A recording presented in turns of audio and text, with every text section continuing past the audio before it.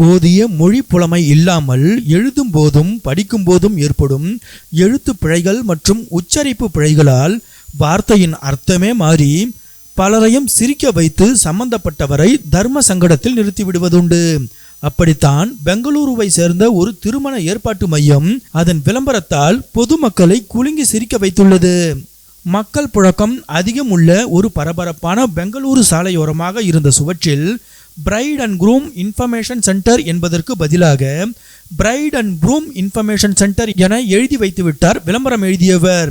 Groom என்றால் மணமகன் என்பது அர்த்தம். ஆனால் ஜி இருக்க வேண்டிய இடத்தில் பி போட்டதால் க்ரூம் ப்ரூம் ஆனது. ப்ரூம் என்பதற்கு துடைப்பம் என்பது அர்த்தம். விளம்பரம் எழுதியவரின் தவறால் இப்போது அந்த விளம்பரம் மணமகள் மற்றும் மணமகன் தகவல் மையம் என்பதற்கு பதிலாக மணமகள் மற்றும் துடைப்பம் தகவல் மையம் என்றானது. பிழையாகி போன ஒரே ஒரு எழுத்தால் அர்த்தமே மாறி காண்போரை சிரிக்க வைத்து வருகிறது இந்த விளம்பரம்.